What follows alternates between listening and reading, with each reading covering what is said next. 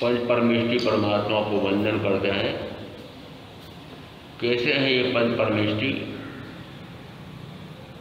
पांचवें पदवीधारी साधु भगवंत कैसे होते हैं? काये 27 गुणों के धारक हैं, 5 महाव्रतों का निरतिचार पालन करते हैं, 5 समितियों का सावधानी पूर्वक पालन करते हैं और अब इनके जितने शेष 17 गुण हैं उनमें से ज्ञान संपन्न, दर्शन संपन्न, चारित्र संपन्न, फिर का मन समाधारणता, वचन समाधारणता, काय समाधारण, फिर का मन गुप्ति, वचन गुप्ति, काय गुप्ति। गुप्ति का अर्थ होता है गुप्त हो जाना। कहाँ गुप्त हो जाना? अपने आप में गुप्त हो जाना।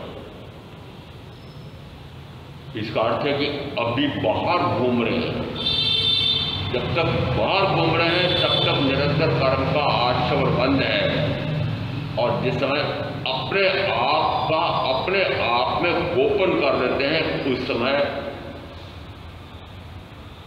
बंद रुक जाता है। इसका अर्थ है प्रथमतः कहा मनोमुक्ति साधक एकाग्रता को प्राप्त हो जाता है। मन जो इधर उधर भटकता है उसको एकाग्र हो जाता है। अब कूद फान भिन्न भिन्न प्रकार के संकल्प विकल्प, भिन्न भिन्न प्रकार के ऊंचे नीचे विचार वे सारे थम जाते हैं। तो थम जाते हैं, अपने आप नहीं थमते हैं। वो जो पूर्व में न जाने कितने प्रकार के मैं संकल्प विकल्प कर रहा था, अब अपने आप में गुप्त होता हूँ। वही में कहा जाता है मन गुप्ती, वचन गुप्ती, काय गुप्ती। तो उस समय मन गुप्ती साधक एकाग्रता को प्राप्त हो जाता है। वचन गुप्ती साधक वह निर्विकारत्व को प्राप्त होता है और निर्विकारत्व को प्राप्त आध्यात्म योग साधना के युक्त हो जाता है। आध्यात्म यानी आत्मा, जिसमें आत्मा के स्वयं के निज गुण प्रकट होते हैं, वह आध्यात्म है, वह आध्यात्म शास्त्र है। तो आध्यात्म शास्त्र ऐसा अपने आप में अपने आप की साधना में मग्न हो जाता है। प्रथमतः निर्विकारत्व ही अपने आप में स्पष्ट है। विकार निर्विकार का विलोम है। विलोम शब्द भूल गए कि आज है? प्रकाश का विलोम अंधकार है, अंधकार का विलोम प्रकाश। तो शुभ भाव भी विकार है और अशुभ भाव भी विकार है। क्यों? शुभ भी कर्म का बंद कराता है, अशुभ भी कर्म का बंद कराता है। शुभ पुण्य का बंद कराता है, अशुभ पाप का बंद कराता है, और दोनों गति भ्रमण में ले जाते हैं। शुभ से शुभतम, अशुभ में मंद से मंदतम, तब भी कहा वह गति भ्रमण है। अशुभ में मंद से मंदतम कर दो, 18 प्रकार के काल कर दिए। मंद से मंदतम, बंद तो नहीं हुए, बंद नहीं हुए तो आश्रव कहाँ रुका, और आश्रव नहीं रुका तो बंद नहीं रुकता है, और कर्म का आश्रव बंद नहीं रुका तो निरंतर चतुर्गति का प्रक्रमण है। तो फिर क्या करता है कि सर्व प्रकार के विकारों से पूर्णतः रहित होता है। उस समय कहा जाता है यह वचन गुप्ती। वचन इतना महत्वपूर्ण है। वचन है जो बोल रहा है, वाक साधारण पर्याय। इसका अर्थ है कि जिस समय वह अभिव्यक्त करता है शब्द से अपने भावों को व्यक्त करने के लिए मन की, वचन की, काया या इंद्रियों की आवश्यकता होती है। और जब तक इन तीन का सहारा लेते हैं तब तक जो भाव होगा वह, क्योंकि ये तीनों पौद्गलिक है, इस कारण से वह भाव भी पौद्गलिक भाव होगा, स्वभाव नहीं। पौद्गलिक भाव, शुभाशुभ भाव, पुण्य पाप भाव, ये करते करते तो अनंत काल व्यतीत हो गया। अब यदि मुझे अनंत भ्रमण पूर्णतः मिटा देना है तो क्या करूं? अब मुझे तो भोग करना है, तो क्या करूं? शुभाशुभ से परे होना, न शुभ न अशुभ। अशुभ में मंद से मंदतम कर दो, शुभ में उत्कर्ष से उत्कर्ष कर दो, तब भी क्रिया। और क्रिया है तो कर्म, अशुभ क्रिया है तो पाप करना है, शुभ क्रिया है तो पुण्य करना है। तो मुक्ति कैसे कि शुभाशुभ दोनों से परे, पुण्य पाप दोनों से परे। इसका अर्थ है ये पुण्य और पाप रूप क्रिया जो है यह मात्र मन, वचन और काया के माध्यम से होती है। इसलिए संयमी साधक के लिए क्या कहा कि वह त्रिगुप्त हो जा, मन से गुप्त, वचन से गुप्त, काया से गुप्त, आत्म गुप्त हो जाए। ऐसा आत्मगुप्त साधक कहा जाता है कि करोड़ों करोड़ वर्षों का अज्ञानी तप करके जितने कर्मों का क्षय करता है उतने कर्मों का अक्षय ज्ञानी त्रिगुप्त होकर के एक उच्छ्वास निश्वास में कर देता है। उच्छ्वास श्वास को अंदर लेना, निश्वास श्वास को बाहर फेंकना, दोनों मिलकर के उच्छ्वास निश्वास। इसका अर्थ है कि उच्छ्वास निश्वास आप कितनी देर में लेते हैं? एक उच्छ्वास और एक निश्वास में आपको कितना काल लगता है? कभी देखा क्या? गिनती लगाई क्या? अब तो सूक्ष्म से सूक्ष्म क्षण का भी ऐसी घड़ी आ गई है जो बता देती है कि कितने पल विपल हुए। जरा पता लगाओ कि आप एक श्वास खींचते हैं फिर उसको छोड़ते हैं, उसमें कितना समय लगता है?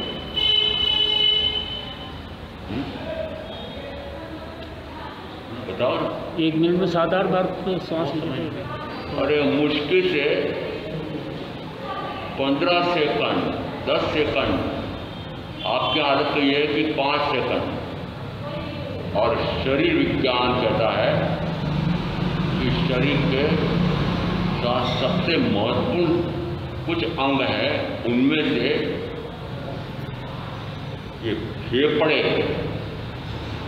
कोरोना ने आपको सिखाया कि नहीं सिखाया? क्या सिखाया? फेफड़े खराब है तो प्राणायाम। श्वासोच्छ्वास किससे संबंधित है? फेफड़े संबंधित। फेफड़े से संबंधित है। और यह 10 द्रव्य प्राणों में से 9वां द्रव्य प्राण।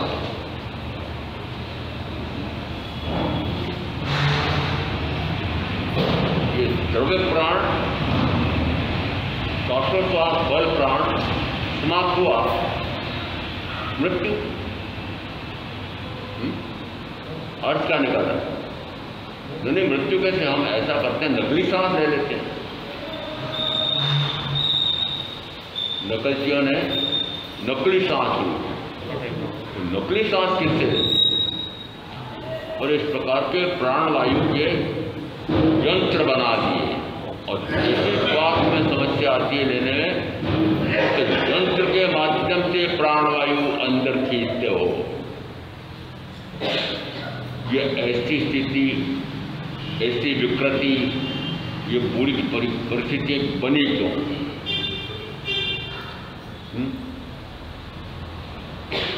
शरीर विज्ञान कौन जानता है? क्या करना शरीर विज्ञान जानता? आत्मविज्ञान जानना मुझे तो। अरे आत्मविज्ञान जानना तो है, परंतु वर्तमान में यदि शरीर जुड़ा हुआ है तो शरीर यदि रोगी महारोगी, शरीर का कोई अंग पांग या रोगी महारोगी अक्षम हो जाए तो यहाँ शब्द मिला मुझे, हमारा जो 15 साल से, वो 20 साल से, वो 25 साल से, कल वो राकाजी गुजर गया था मैं ये उदयमुनि मोहल्ले में। उदयमुनि मोहल्ला कौन सा है? वृक्ष के सेवकों की गली। अरे उदयमुनि मोहल्ला कहाँ है उसका?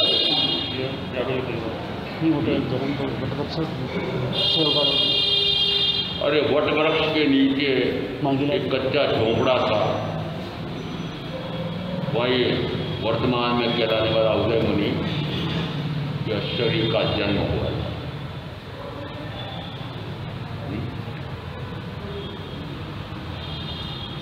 तो जन्म इतना महत्वपूर्ण है क्या? और जन्म किसका सार्थक होता है? जो जो जन्मदिन मनाते हैं, मैं पूछ रहा हूं, ऐसा जन्म कि मरना पड़ता है, फिर जन्मना पड़ता है, फिर मरना पड़ता है, वो जन्म सार्थक हुआ? अभी जन्म ही नहीं लेना पड़ेगा। जन्म तो ले लिया, परंतु अब पुनर्जन्म होगा ही नहीं, उसकी जयंती मनाना सार्थक है। इसलिए हमारे यहाँ पर जन्म कल्याणक तीर्थंकरों का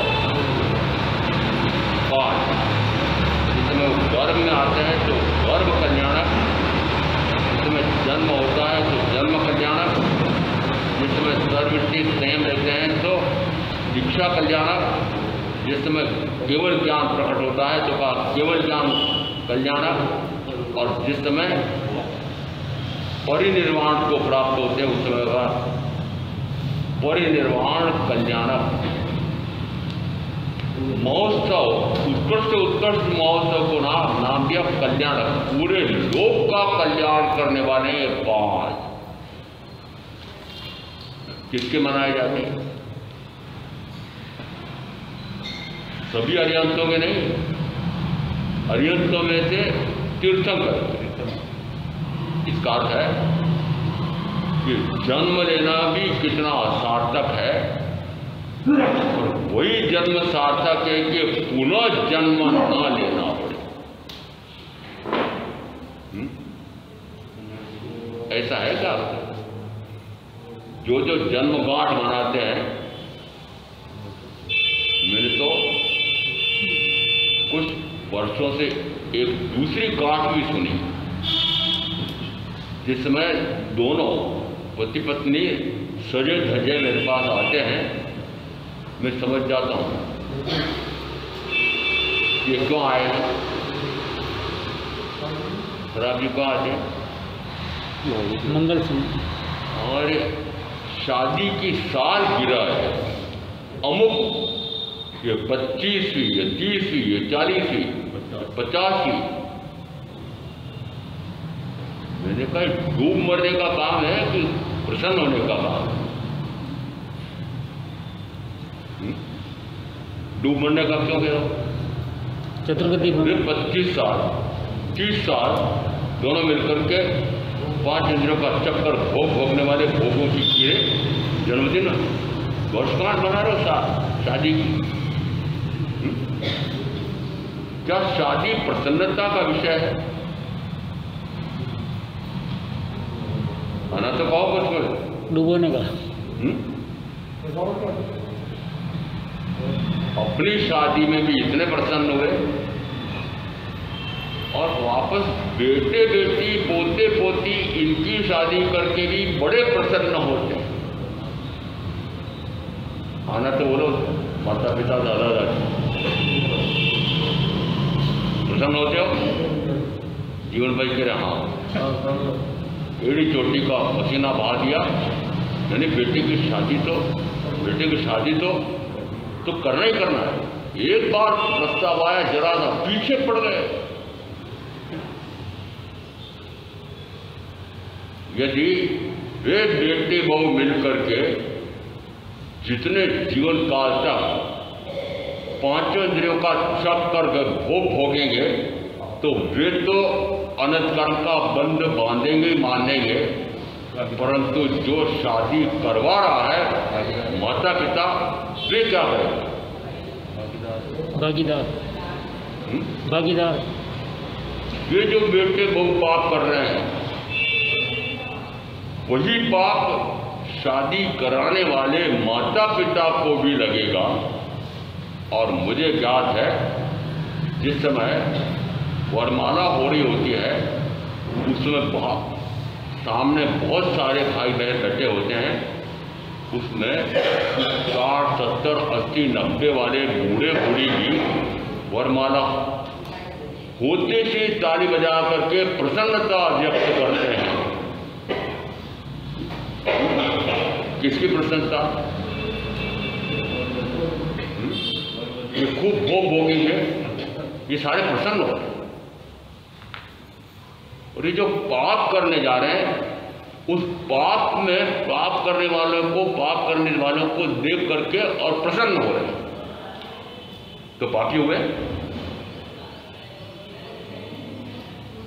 हाँ ना, तो बोलो। तो समझो, ये वर वधू के दोनों पक्ष जितने भी हैं खड़े होते हैं, विद्यमान होते हैं, उस समय दोनों बड़े प्रसन्न होते हैं। और क्या निकालते हैं? एक शब्द आप सारे सुन लो, माता पिता भी। बेटा बड़ा हो गया है, बेटी बड़ी हो गई है, इसका संसार बचाना पड़ेगा। कौन सा संसार?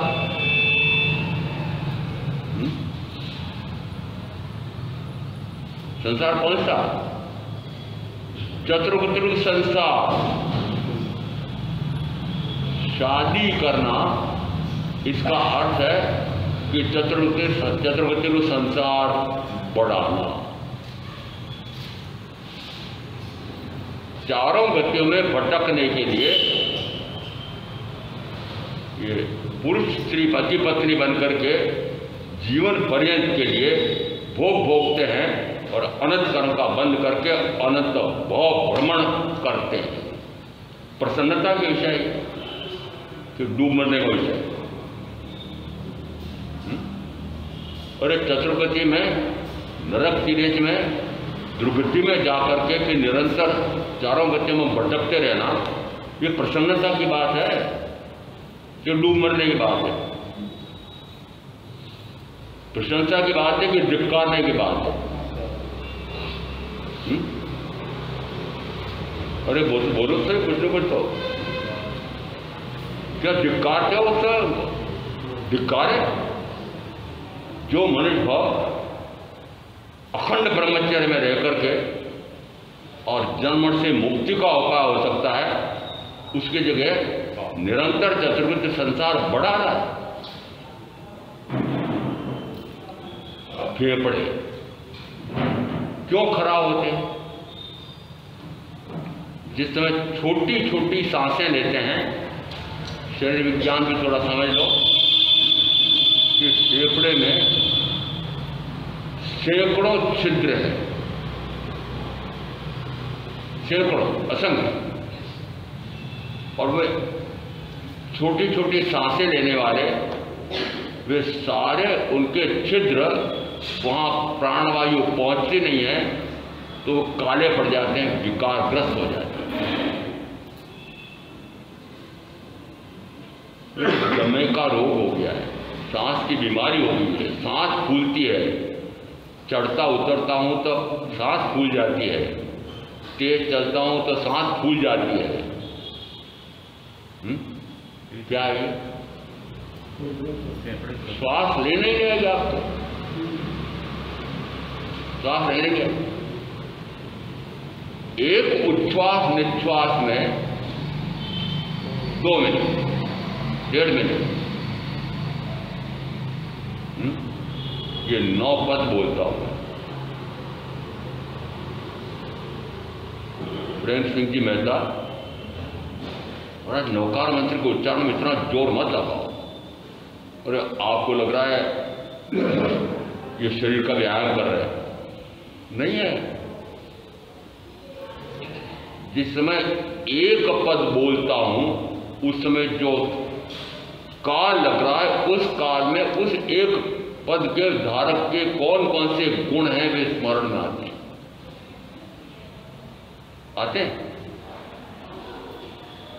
अरे जाप करने वाला से पूछ रहा हूँ, माला पहनने वाला पूछ रहा हूँ, आते नहीं। और आप देखना, मुझे तो पता नहीं लगता, और कहते हैं कि एक नवकार मंत्र के उच्चारण में 4 साढ़े 4 मिनट लग जाते हैं,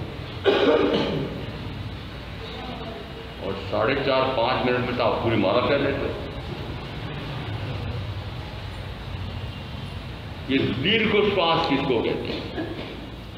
लंबी सांस। और जितनी लंबी सांस लेंगे वो शुद्ध वायु, प्राण वायु सबसे पहले फेफड़े में भरती है, फिर पेट में भरती है, फिर सारे शरीर के अंग उपांग में चारों तरफ संचरण होता है। और जहाँ जहाँ पर भी विकार पड़ा हुआ है वहाँ से उसको निर्विकार करता है। प्राणवायु दूषित वायु को बाहर फेंकता। वो दूषित वायु कौन सी है? ये जो शरीर के अंग उपांग में रोग, महारोग, कीटाणु, रोगाणु हो गए हैं, ये प्राणवायु जाकर के उस सारे रोगाणुओं को बाहर निकाल के फेंक।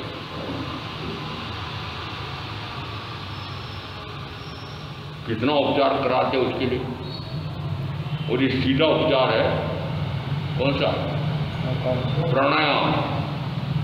क्यों हमारे प्राचीन काल में प्राणायाम की इतनी महत्ता थी? ये तो भला मानो बाबा रामदेव का कि प्राणायाम को पुनर्जीवित किया है और पूरे विश्व में फैला। प्राणायाम की इतनी महत्ता है। कितनी देर करते हो? प्रातःकाल शुद्ध वायु में, नीरव शांति में, जिसमें प्राणायाम होता है आधा घंटे, 35 मिनट, 40 मिनट, 45 मिनट, उस समय उस दीर्घ श्वास से 3 प्रकार से। एक होता उसमें पूरक, कुंभक, रेचक। पूरक यानी सांस भरपूर भर लो, कुंभक यानी फिर रोक लो और फिर धीरे धीरे छोड़ो। एक में कम से कम 1.5 से 2 मिनट लगना चाहिए। शरीर से भी निरोगी रहना पड़ेगा कि नहीं साधना करनी है तो। ये क्यों कहा है कि साधक के लिए भी यदि शरीर निरोगी न रहे, संयमी साधक भी यदि निरोगी न रहे तो साधना कर पाए नहीं कर पाए। तो स्वयं साधना में बाधा पड़ेगी, रोग हो जाएगा तो साथी पर बोझा हो जाएगा सेवा का, और संघ के माथे पर भारी आर्थिक जय साध्य हो जाएगा। करोड़ों रुपए लग रहे हैं साधु साधियों के शरीर के रोगों के उपचार में। कितने? करोड़ों। संयमी और रोगी, संयमी और रोगी, क्या संयम? उस संयम का तो असर ऐसा होना चाहिए कि शरीर इतना शुद्ध शुद्ध शुद्ध होता चला जाए कि रोग फटकने भी न पाए। है ऐसी साधना साधु साधियों की है? अर्थ निकल रहा है कि शरीर भी निरोगी नहीं रहता है तो आत्मा निरोगी कहाँ से होगा? आत्मा की शुद्धता कैसे प्रकट होगी? अर्थ निकल रहा है यद्यपि यह शरीर मिट्टी का पुतला है, सड़ने गलने नष्ट होने वाला है, निरंतर विकारग्रस्त होता है, निरंतर रोगी होता है, महारोगी होता है, मर जाता है, तब भी कहा जाता है कि हमारे ये पंच परमेष्टि में से 4 शरीरधारी हैं और हंस परमात्मा, तीर्थंकर परमात्मा कभी बूढ़े नहीं होते। ये क्या चमत्कार, क्या चमत्कार? मन में विकार तो तन में विकार, रोग। मन में विकार तो तन में रोग। कोई मेरे सामने अपने रोग की बात करता है, मैंने कहा ये महाभ्रष्ट है, महाकामी भोगी है, और ये इतने काम भोग में वासना में मग्न रहता है, इसलिए शरीर रोगी हो रहा है, इसलिए अंग रोगी हो रहे हैं। मेरे सामने मत कर देना। और मेरे सामने जो कहेगा कि मेरे अमुक रोग हो गया और मैंने इतने लाख लगा करके और इसका उपचार कराया, मैंने कहा माँ भोगी, माँ काम वासना का कीड़ा, वो होता है इस प्रकार का रोग। इसका अर्थ है कि बाह्य से शरीर की भी श्वासोश्वास की क्रिया भी इस प्रकार से होनी चाहिए कि जिससे वह जिस समय एक उच्छ्वास और उसके बाद में फिर उसको अंदर रोक करके फिर निश्वास 1.5 मिनट लगना चाहिए, 2 मिनट तक हो सकता है। मेंढक एक बार श्वासोश्वास में 2 मिनट लगता है। दिन की जीविका मेंढक श्वास कैसे लेता है? एक उच्छ्वास निश्वास में 2 मिनट, अपना देखना कितने सेकंड रहता है। इसका अर्थ है कि इस मन को गुप्त, वचन को गुप्त, काया को गुप्त। अब ये काया को गुप्त कैसे? काया को गुप्त कैसे? काया तो बुद्धगल है, इसको क्या गुप्त करना? वस्तुतः काया के माध्यम से जो विकार का भाव क्रिया का करना है वो मैं आत्मा का। मन वचन काया तो मेरे आलम्बन है। तो मन वचन काया का जब आलम्बन लेंगे तो मन उद्गत मनोवर्णा का, वचन उद्गत वचन वर्णा का, काया वर्तमान में औदारिक शरीर तो औदारिक वर्णा का, और वर्णा सभी पुद्गल हैं। इसलिए इन पुद्गलों का सारा लोगे। मन वचन काया ये पुद्गल है। मन वचन काया पुद्गल है। 13 साल व्याख्या प्रकृति में भगवान का उत्तर आया, उसमें यह मन आत्मा नहीं है, आत्मा मन नहीं। जिस समय आत्मा मनन करता है उस समय वह आत्मा मन कहलाता है। आत्मा मन कहलाता है। जिस समय मनन करता है उस समय आत्मा ही मन कहलाता है, मन अलग नहीं है। आत्मा जिस समय कोई भी विकार का भाव, शुभ भाव या अशुभ भाव करता है तो शुभ और अशुभ की क्रिया कर रहा है, और क्रिया है तो कर्म है, क्रिया है तो कर्म है, कर्म है। अक्रिय है तो मुक्ति है, अक्रिय है तो मुक्ति है, मुक्ति है। आप क्या करना चाहते हैं? महाराज यदि कर्म बांधे हैं तो कुछ करना पड़ेगा। अरे करने से तो कर्म है, चाहे शुभ भाव करो चाहे अशुभ भाव करो, इनको क्रियान्वित करने के लिए मन वचन और काया। तो इन शुभाशुभ भावों को अभिव्यक्त करने के लिए मेरे पास 3 वर्तमान में मन वचन और काया। और जब तक मन वचन काया का उपयोग करेंगे तब तक निरंतर कर्म का आश्रय बंद होगा।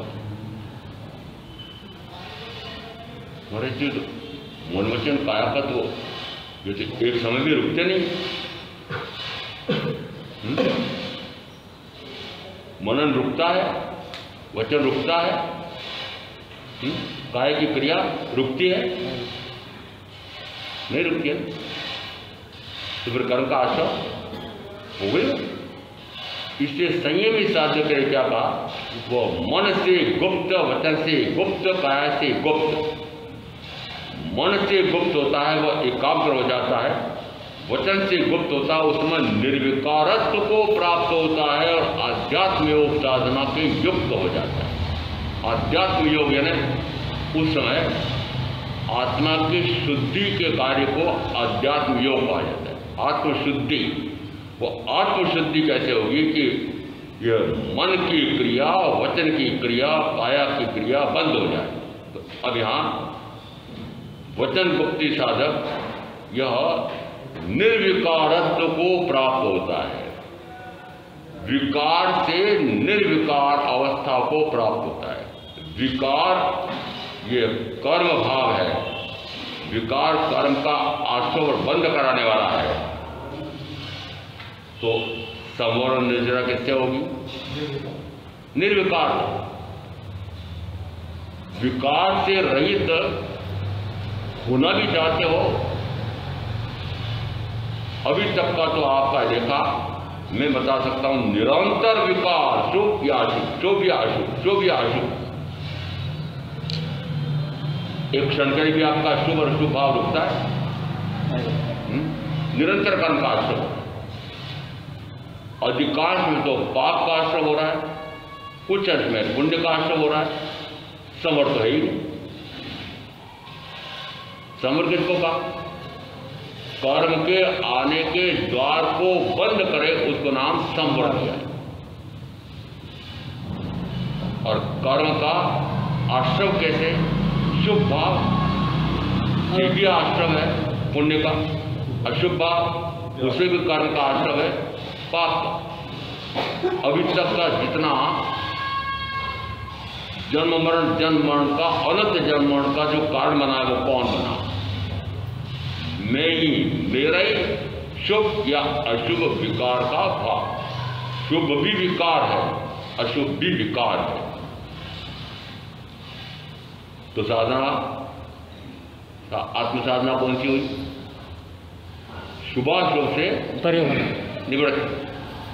द्वितीय काल अनंत कर्ण, कर्म शुभाशुभ भाव, द्वितीय काल अनंत कर्ण, कर्म शुभाशुभ भाव, ते शुभाशुभ चेतना उपजे मोक्ष स्वभाव। आत्मसिद्धि सूत्रकार कहते हैं अनंत काल शुभाशुभ में व्यतीत हुआ है, उस शुभाशुभ को छेदे तो मोक्ष, शुभाशुभ को छेदे तो मोक्ष स्वभाव प्रकट होता है, शुद्ध स्वभाव प्रकट होता है, आत्मा का त्रैकालिक स्वभाव वह प्रकट होता है। तो वह प्रकट करने के लिए क्या करना पड़ेगा? शुभ और अशुभ से हटना पड़ेगा। शुभ और अशुभ दोनों रोकने पड़ेंगे। और रोना आपका तो यह है कि अशुभ से भी परे नहीं हट रहे हो। अशुभ कौन से? अशुभ कौन से? हिंसा से लगा करके मिथ्या दर्शन चलने तक के 18 प्रकार के पापों में मन की, वचन की, काया की प्रवृत्ति हो रही है। और जब तक ऐसा हो रहा है तब तक मानना कि निरंतर पापाश्रम हो रहा है, पाप कर्म का बंद हो रहा है, और पाप कर्म का फल होता है दुर्गति, नरक और तिर्यक। क्या साधना की मनुष्य भाव में आप? पाप इसके लिए आए थे? पाप करने के आए हो? पूछो अपने को, पाप करने के आए हो क्या? ये तो पक्का हो गया कि पाप का फल दुर्गति, पुण्य का फल सुगति। तो अभी सुगति में आए हो तो पुण्य करके आए, और पुण्य करके आए और अब क्या कर रहे हो कि पाप कर रहे हो। उल्टा काम कर रहा है, मूर्ख है क्या? पागल है क्या?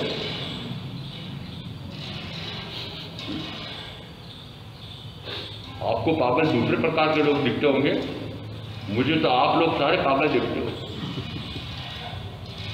और पुण्य करके आए, विशेष पुण्य करके आए कि जिससे केवली की वाणी, तीर्थंकर की वाणी और सदगुरु का योग मिला, और अब पाप करते। महाराज तो रुकता ही नहीं, पाप तो रुकता ही नहीं, पाप रुकता ही नहीं, रोकना पड़ता है। रोके तो रुके, न रोके तो बंधे, रोके तो अपने आप को कर्म से बांधना और कर्म न बांधना और कर्म से मुक्त होना, ये तीनों कार्य मेरे हाथ में। पाप कर्म का बंद कराने के लिए पापी परिजन, पाप का आश्रम बंद कराने वाले पापी दुष्ट, पापी दुष्ट, आस्तीन के सांप, ये सारे परिजन, ये परिजन। आस्तीन के सांप किसको कहते हैं? आस्तीन है बांध, तो आस्तीन के सांप इन्हें आपने कितने सांप पाल रखे हैं? तो सांप क्या करता है? जिस समय सांप और नेवले जंगल में ही एक दूसरे के आमने सामने हो जाएं, तो एक दूसरा एक दूसरे पर टूट पड़ता है। जिस समय नेवला काटता है तो उस समय वो तीखा काटता है, तिलमिला जाता है, और सांप उस समय उसको भी अंदर में बहुत क्रोध आता है। दोनों क्रोधी हैं, परंतु इसका क्रोध इतना है कि जैसे वो काटता है वैसे ही मूर्छा। आपके गर्भगृह में सांप कौन से हैं? मोह, राग, द्वेष। अरे मोह रूपी काट रहे हैं, छेद रहे हैं, तो डट करके मोह रूपी निद्रा, मोह रूपी निद्रा। इसलिए मैं कहता हूं ये आपने आस्तीन में सांप पाल रखे हैं। जिस समय सांप काटता है, नेवला वो मूर्छित होने लगता है, तुरंत मैदान छोड़ करके चला जाता है, झाड़ियों में जाता है, और वहाँ पर नार्वेल नाम की कोई जड़ी बूटी होती है, वो सूंघ करके मूर्छा तोड़ करके वापस आता है और फिर लड़ता है और सांप के टुकड़े टुकड़े कर देता है। जिस समय आप भी उन सांपों से काट काट कटवा कटवा करके और मूर्छित होने लगते हो, दौड़े दौड़े मेरे पास आते हैं, तो फिर मैं संयमी साधु ये जड़ी बूटी देती। कौन सी जड़ी बूटी? वो केवली प्रकृति वाणी, और उस वाणी के वचन से उसकी वो मोह निद्रा टूटती है, और मोह निद्रा टूटते से वह फिर कर्म रूपी शत्रु से युद्ध करता है और जीत जाता है। ऐसा युद्ध करना आपका आता है? कर युद्ध स्वयं से, बाहर से लड़ने से क्या फल पाता है? अंतर मन से दुर्भाव जीत मानव हर्षित सुख पाता है। दुर्जय रण में 10 लाख सुबट पर सार्थ विजय को पाता है। अपने पर एक विजय करता वह परम जयी कहलाता है। परम जयी, परम वीर, परम चक्र कौन? कि जो अपने पर विजय प्राप्त हो। अप्पा चेव दमे अप्पो अप्पा कुलदमो अप्पा दंतो स्वयं होई अस्तिम लोय परते। दूसरों को, दूसरे मनुष्यों को, दूसरों को दबाने से क्या है? दूसरों को दबा सकते हो, वश में कर सकते हो, परंतु उससे क्या लाभ होने वाला है? इसलिए दूसरे का दमन करने के स्थान पर अपने आप के विकारी भाव, शुभाशुभ भाव, कषाय भाव, विषय भाव, उनका दमन करो। किसका दमन करो? अपने आप के विकार के भाव का दमन करो। अप्पा शिव दमे अप्पो, कि इस आत्मा का दमन करो। आत्मा का दमन करो। कौन सी आत्मा?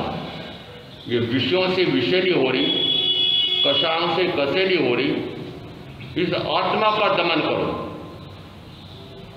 अप्पा शिव दमे अप्पो अप्पा कुलदमो, ऐसे इस आत्मा का दमन करने से ही इस भव परभव सुखी होता है। अप्पा शिव दमे वो अप्पा कुलदमो, इसका अर्थ है कि इस कषायों से कसेली हो रही, विषयों से विषेली हो रही इस आत्मा का दमन कर तो इन सर्व प्रकार के कर्मों से परे होकर के और शुद्ध हो जाता है। तो क्या कहा क्या कर युद्ध स्वयं से बाहर से लड़ने से क्या फल पाता है? आप युद्ध कहाँ लड़ते? बाहर। शत्रु, कौन से शत्रु? ये जो आपको शरीर की हानि करने वाले, आपके विषय भोगों में बाधा पहुंचाने वाले, ये आपके लिए महाशत्रु। हमारे अरिहंत परमात्मा, हमारे पंच परमेष्ठी, ये किससे लड़ते हैं? अपने विकारी भावों से लड़ते हैं, अपने विकारी भावों से लड़ते हैं। आप बाधक को, आप तो उन शत्रुओं से लड़ते हैं जिन्होंने आपको 5 इंद्रियों के भोगों में बाधा पहुंचाई। आपके लिए वो शत्रु है। क्या ये अरिहंत परमात्मा, क्या ये साधु भगवान इस प्रकार के शत्रुओं से लड़ रहे हैं? कर युद्ध स्वयं से बाहर से लड़ने से क्या फल पाता है? अंतर मन से दुर्भाव जीत मानव हर्षित सुख पाता है। अंतर मन से दुर्भाव जीत। दुर्भाव कौन सा? विकार कौन सा? विभाग कौन सा? कि ज्ञाता भाव दृष्टा भाव को छोड़कर के सारा विकार का भाव। तो पूरा मनुष्य भाव का यह काल विकारी विकार में व्यतीत किया। क्या निर्विकार स्वभाव प्रकट हुआ? ये वचन गुप्त साधक निर्विकार स्वभाव प्रकट करता है। निर्विकार स्वभाव प्रकट करता है। निर्विकारत्व को प्राप्त होता है और निर्विकारत्व प्राप्त जीव आध्यात्म योग साधना के उपयुक्त हो जाता है। काय गुप्ती साधक क्या करता है कि काय गुप्ती साधक संवर को प्राप्त होता है। अब संवर बताओ क्या?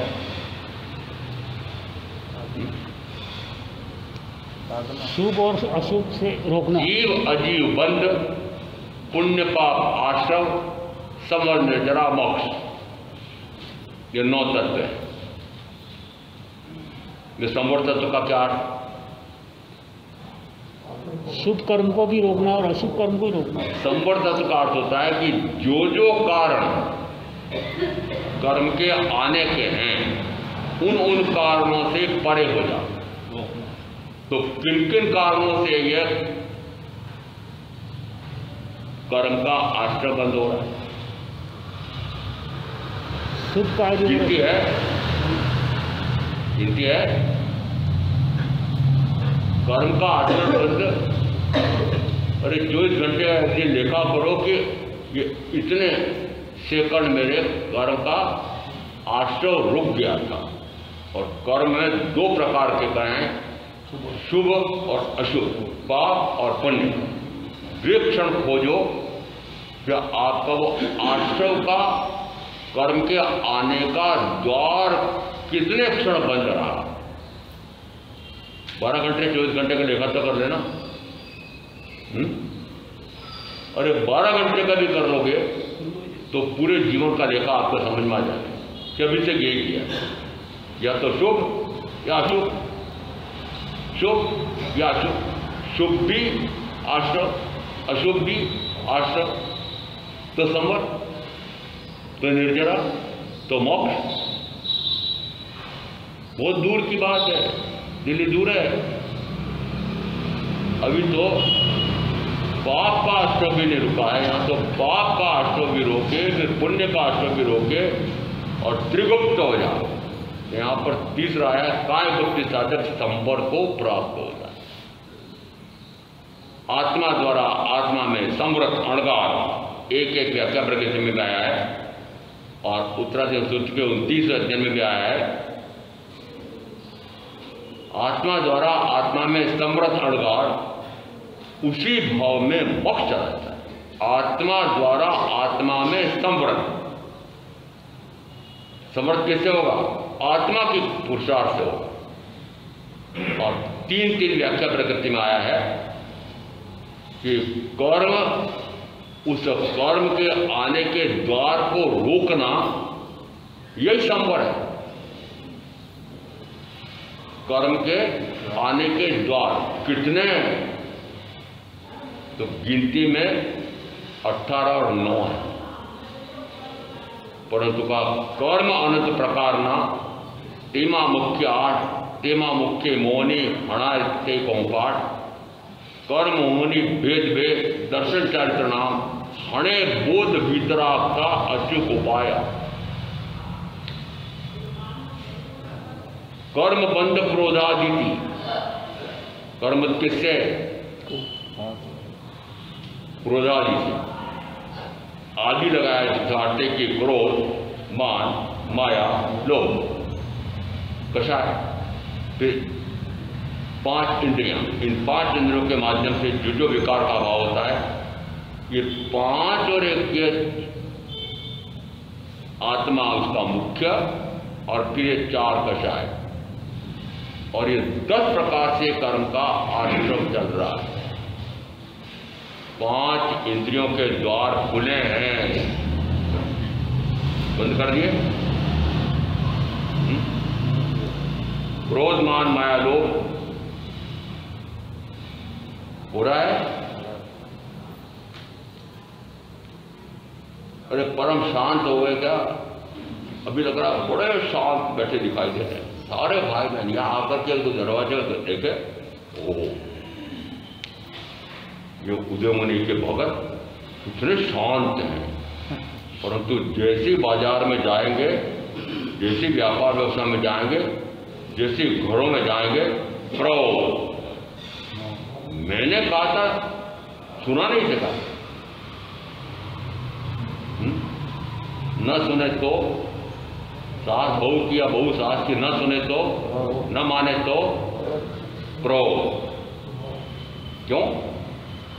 मैं बुद्धिमान, मैं बड़ा, मैं ग्रह का संचालक, मैं गृहस्थी का मुखिया, मेरी बात नहीं मानते हो। किसको आता गुस्सा? मैं बुद्धिमान, मैं भी इतनी ऊंची पढ़ी लिखी, मेरा भी इतना बड़ा ऊंचा पैकेज, वो कितना तुम्हारा से मेरे, तुम्हारा मेरे से अधिक है, मेरे आप ही है। पति पत्नी क्या करते हैं? लड़ पड़ते हैं। फिर क्या होता है? किससे लड़ाई? लड़ाई किसकी हुई? अहम की लड़ाई। ये जितनी परिवार में लड़ाई है, समाज परिवार में लड़ाई है, संघों में लड़ाई है, मैं ऊंचा,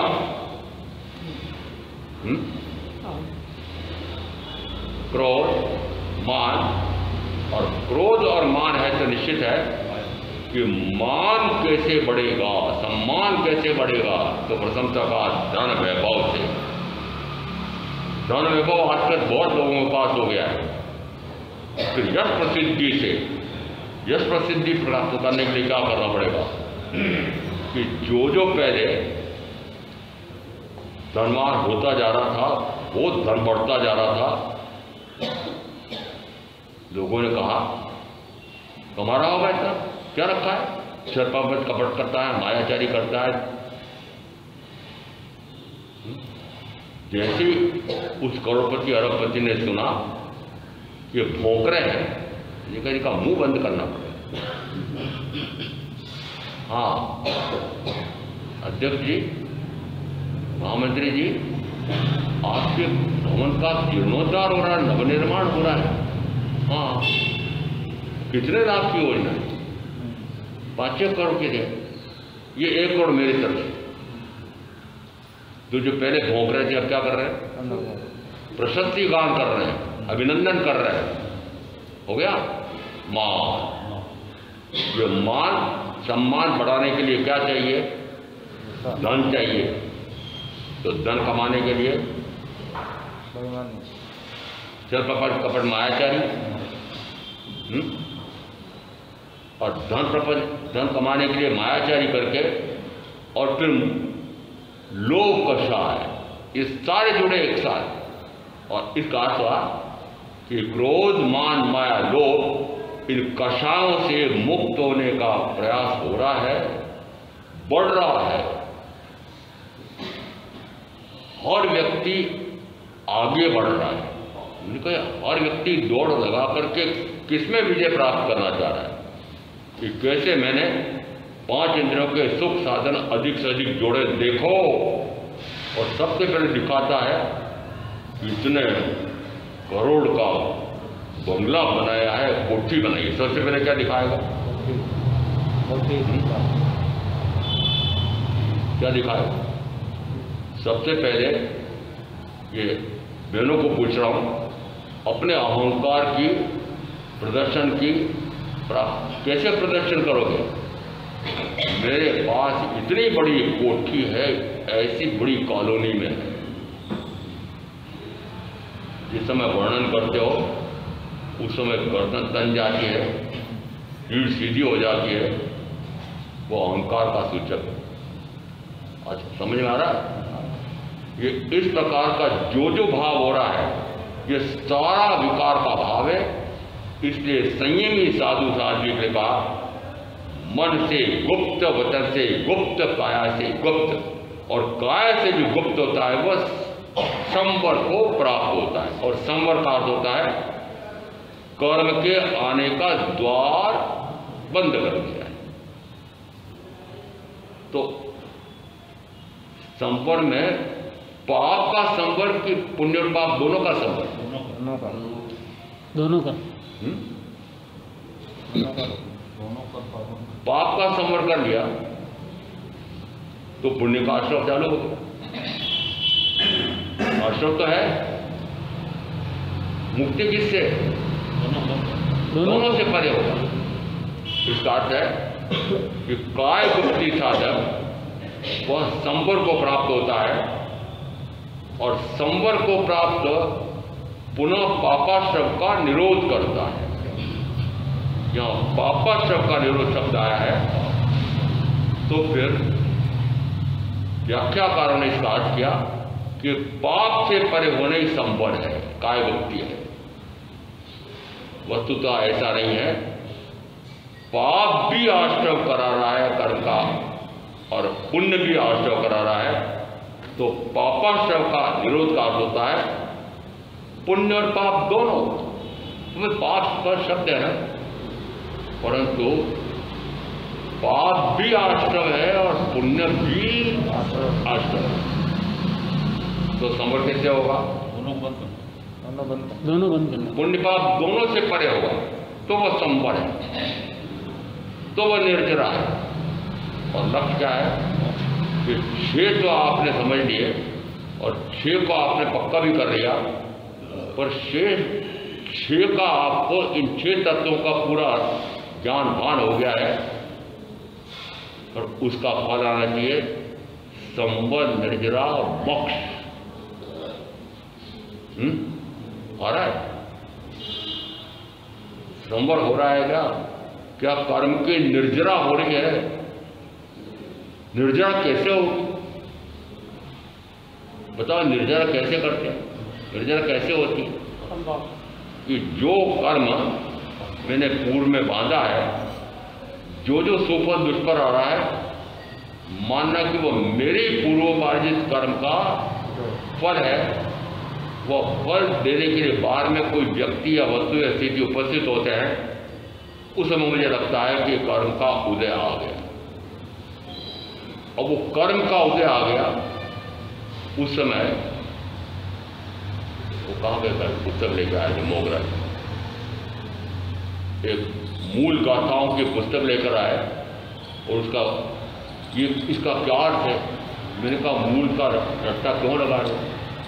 ये हमारे आदमियों की भाषा है, देव भाषा है, तीर्थंकरों की वाणी है। इसलिए तीर्थंकरों की वाणी, उसी वाणी को मैं पढ़ूं, उसी वाणी को सुनूं। वो वाणी किसमें आए? प्राकृत। तो प्राकृत में यदि पढ़ूं, प्राकृत सुनूं, प्राकृत घोटा लगाऊं, तो कर्म की निर्जरा हो जाएगी। और साधु साधी उसमें दृष्टांत देते हैं कि मंत्र साधक मंत्र का स्वरूप नहीं जानता है और रोगी भी मंत्र का स्वरूप नहीं जानता है, परंतु उस मंत्र साधक के कारण से रोगी का रोग चला जाता है, भूत भाग जाता है। इसी प्रकार से चाहे साधु कहते, इसी प्रकार से चाहे उस प्राकृत गाथा का सूत्र का आपको अर्थ न आता हो, तब भी वह कर्म निर्जित हो जाए। हो जाए नहीं होगा। और एक कर्म जो है ये मेरे विकार के भाव से इसका आश्रय बंद हुआ है, तो अब वह निर्जित कैसे होगा कि जिस समय उस कर्म के फल में बाद में कोई व्यक्ति आता है, वह आपको पूर्व के कर्म का सुफल, तो क्योंकि आपने पुण्य का उपार्जन किया था, साता बिजली का उपार्जन किया था, अब वह आपको शरीर सुख, इंद्रिय सुख, भोग सुख, व्यापार व्यवसाय में सहायता रूप सुख ऐसा देने के लिए आता है। आप बड़े प्रसन्न होते हैं, जिसमें उसे सुख प्राप्त होता है, उसके प्रति आपको राग का भाव आता है। पुनः ज्ञानवाणी 7-8 प्रकार के कर्म का ढेर लग गया। यदि पूर्व के असातावधि कर्म का उदय आया है, कैसे पता लगेगा कि कोई दुखी करने वाला व्यक्ति निमित्त आ गया है, जिसमें वो दुखी कर रहा है, आप उसके दुख से दुखी होते हैं, दुखी होकर के उसके प्रति द्वेष का, क्रोध का, हिंसा का भाव करते हैं, उसमें पुनः 7-8 प्रकार के कर्म का आश्रय बंद हो जाता है। कहाँ हुआ संवर?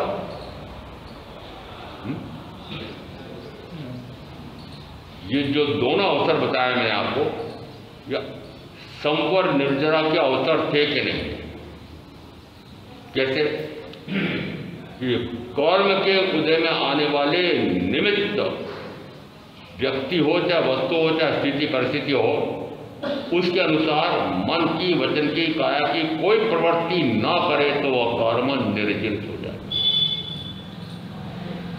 मन गुप्ति, वचन गुप्ति, काय गुप्ति का क्या अर्थ निकला? कि मन की, वचन की, काया की कोई प्रवृत्ति न करे तो संभव।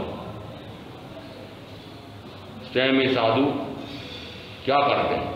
मन गुप्त, वचन गुप्त, काय गुप्त, यानी इन तीनों प्रकार के पौद्गलिक इनका सहयोग लेते ही, क्योंकि मनोवर्णना का बना हुआ मन, वचन वर्णना का बना हुआ वचन और औदारिक वर्णना का बना हुआ यह शरीर, ये तीनों पुद्गल हैं। इन पुद्गल का सहयोग लूंगा तो पौद्गलिक कर्म का ही उपार्जन होगा। तो फिर संबोध निर्जरा कब होगी? निश्चित मानना कि अनंत काल तो मात्र ऐसे ही करते करते बीता है। और आपके लिए कहूँगा कि वर्तमान का जो मनुष्य भाव जितना आयुष बीता है, यह मात्र शुभाशुभ शुभाशुभ शुभाशुभ आश्रबंध इसी में बीता है। अब क्या करना बोलो? आज क्या निश्चय करना? तेज शुभाशुभ निवृत्ति, तेज शुभाशुभ निवृत्ति माटे मोक्ष तुझा, ये सुज्ञानी तुझा, ये सज्जन पुरुष। अभी तक का जो काल व्यतीत हुआ है वो शुभाशुभ में व्यतीत हुआ है। अब शुभाशुभ से परे होकर के शुद्ध भावों में चला जाओ। और ये तो बहुत कठिन है, एक क्षण के लिए भी मन रुकता नहीं। और जिस समय प्रवचन सुनता हूँ, स्वाध्याय करता हूँ, करती हूँ, उस समय तो फिर भी ये थोड़ा रुक जाता है। और जैसे ही ध्यान में मग्न होती हूँ और जैसे ही ध्यान में लीन होता हूँ, और जरा कितने विकार, जंजाल, आते दर में जाने कहाँ से आ जाते हैं। अरे अपने आप नहीं आ रहे हैं, आपने खजाना भर रखा है विकार के भावों का, वो भर भर के बाहर आ रहा है। उस समय मानो कि अरे मैंने पहले अज्ञानता में, मिथ्यात्व में, अबोधता में वो विकार के भाव करके घरों का बंद कर दिया, और अब जब वो उदय में आए हैं उस समय मैं भिन्न प्रकार की स्थिति हूँ। अब मैं मनुष्य भाव में हूँ और मेरे पास तीर्थंकर की वाणी है, सद्गुरु का वचन का बल है, और अब मैं उनसे युद्ध लड़ करके और उनको परास्त कर सकता हूँ। 1 मास रुपये कब मिला? अभी मिला हुआ है, समझ लेना। और आपने इस प्रकार का उपाय अभी नहीं किया तो फिर कभी नहीं, अभी नहीं तो कभी नहीं, कभी नहीं होंगे सफल कभी न कभी। एक सवाल है, हम भी कामयाब होंगे कभी न कभी। जो कभी न कभी कहता मैं कभी नहीं, अभी का भी, कभी न कभी की जगह अभी का भी। ये मुझे इतना स्वर्णिम अवसर मिला है, न जाने काल कब पूरा हो जाए, इसलिए जो काल मुझे आयुष का मिला है अभी इसको सार्थक करूँ, अभी अभी भी अभी। और तब कहा जाएगा कि आपने तेजी से अपने कर्मों के निर्णय का भयंकर पुरुषार्थ, विशिष्ट पुरुषार्थ किया है। ऐसा तत्व का शुरू समझ करके मैं आप जो साधना करेंगे उनका अवश्य कल्याण होगा। ओम शांति।